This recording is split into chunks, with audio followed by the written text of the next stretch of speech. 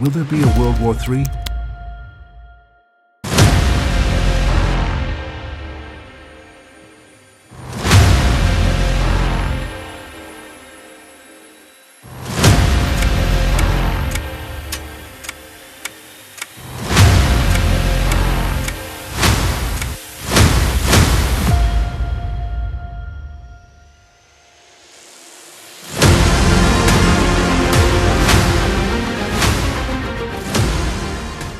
The introduction. The surge in global conflict that marred the year 2023 has set alarm bells ringing in the halls of European defense establishments. Not 1 month of 2024 have passed, and the governments of Estonia, Sweden, and now the UK have already warned their respective nations that the prospect of large-scale war is on the horizon. Leaked German intelligence documents suggest Berlin expects Russia to launch another wave of attacks to overwhelm Ukraine, and is scrambling to come up with contingency plans in the event Russian troops march westward from Belarus. The Israel-Hamas conflict threatens to spread violence across the Middle East, with Iran's so-called axis of resistance, including Lebanon's Hezbollah and Yemen's Houthi rebels, increasing their attacks on Israel and commercial shipping routes, prompting the UK and US to launch a series of devastating strikes by air and sea. Further east, Taiwan's election of a new democracy-loving president has angered Beijing even further, with a Chinese invasion of the island nation in the coming years looking ever more likely. And all the while, Kim Jong-un stands by with his fist clenching the keys to North Korea's nuclear arsenal, ready to plunge his foes into radioactive winter. Russia-Ukraine, gateway to war between Moscow and NATO. Vladimir Putin's invasion of Ukraine in February 2022 saw the specter of a major armed conflict darken Europe's door again for the first time since the end of World War II. The UK and EU immediately leapt to Ukraine's defense, cracking down on Moscow with a barrage of economic sanctions and committing billions in military and humanitarian funding to boost Kyiv's war effort. But now, almost 2 full years into the conflict with no clear end in sight, European nations are forced to confront the very real possibility the war could drag on indefinitely, and perhaps even spill beyond the borders of Ukraine. In an alarming speech earlier this month, Sweden's Civil Defense Minister Carl Oskar Bolin said, "There could be war in Sweden. The world is facing a security outlook with greater risks than at any time since the end of the Second World War," urging his citizens to join voluntary civil defense groups.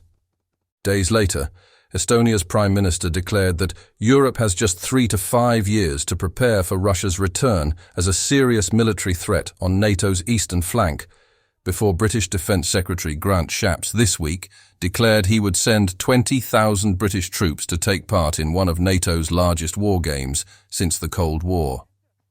Our adversaries are busily rebuilding their barriers, old enemies are reanimated, battle lines are being redrawn, the tanks are literally on Ukraine's lawn, and the foundations of the world order are being shaken to their core, he said. These stark warnings came as leaked documents from the German Ministry of Defense outlined a step-by-step doomsday guide on how Russia could escalate the conflict in Ukraine to an even bigger battle. The leaked plans, published by German newspaper Bild, reveal in detail the path to a third world war with Putin using Belarus as a launching pad for an invasion, as he did in February 2022 for his war in Ukraine. General Sir Richard Barrons warned that Britain is sorely underprepared for a conflict with Russia, and urged the government to invest heavily in reconstituting the armed forces to meet the challenge. Russia is clearly angry and rearming, so their capability will be restored, and when the shooting stops in Ukraine, Russia will blame the outcome on us, he told Mail Online. We are already in confrontation with Russia.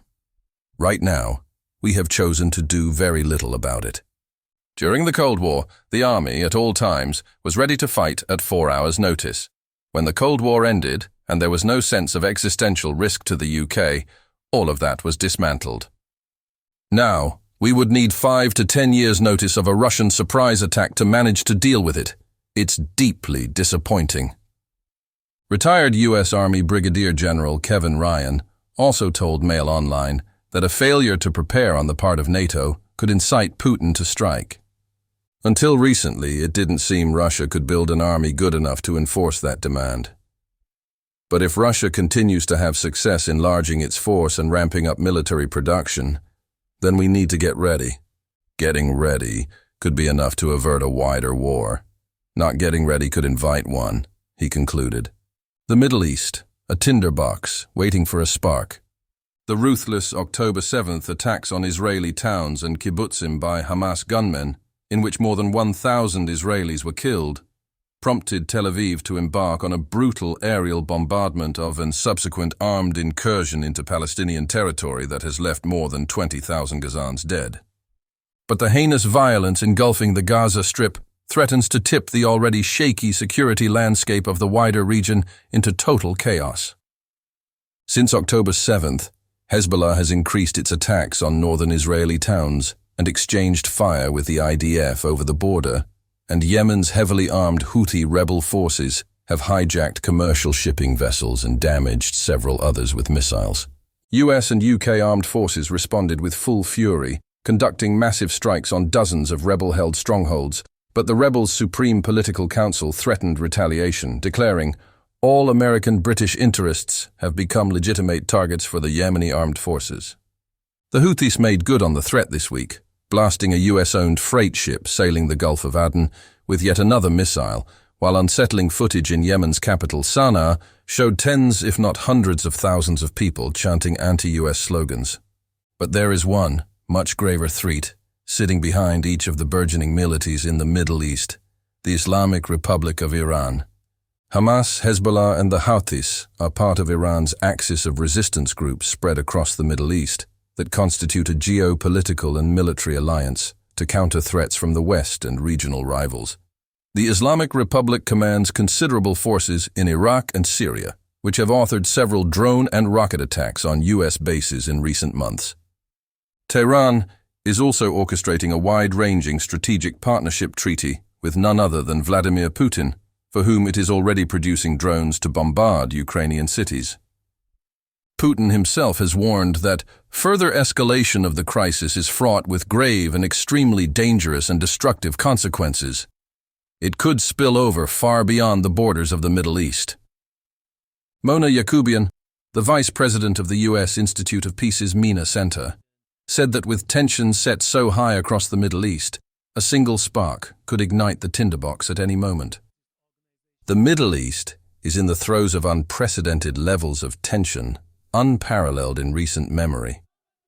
Across the region, no fewer than 4 major flashpoints could provoke a wider war in the Middle East. In addition to the conflict dynamics between Israel and Lebanon, the Red Sea, Iraq, and Syria have all become arenas of spillover confrontation from Gaza. China-Taiwan, a localized conflict that could cause a clash of the titans. This past weekend saw Lai Ching-te, the presidential candidate most hated by Beijing, elected as Taiwan's new leader.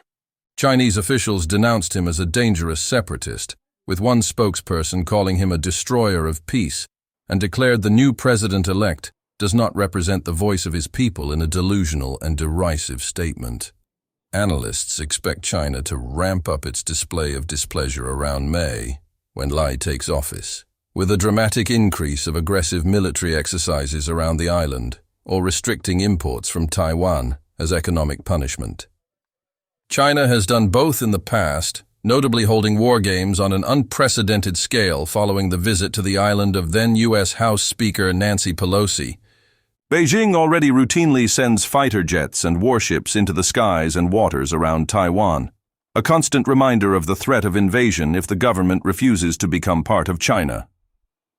The Chinese Communist Party, CCP, sees Taiwan as a renegade province to be brought back under Beijing's control, something the authoritarian President Xi Jinping has said he's willing to do by force. But Taiwan's elected Democratic Progressive Party steadfastly argues it presides over a self-governing, democratic, capitalist society with overwhelming support from its people. Taipei's army, navy, and air force are among some of the most highly trained, technologically advanced, and well-equipped in the world. But China's massive population and vast resources mean Beijing's military holds the advantage across every conceivable metric. In a straight fight, China would quickly overwhelm Taiwan's defenses and assume control of the island nation. But any aggression on the part of Beijing could precipitate a 21st-century military clash between the world's two superpowers.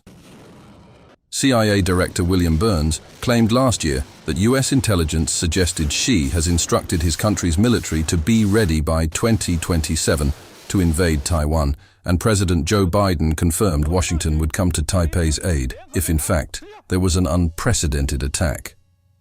America's willingness to abandon its previous decades-long policy of strategic ambiguity indicates the strategic importance of Taiwan on many fronts.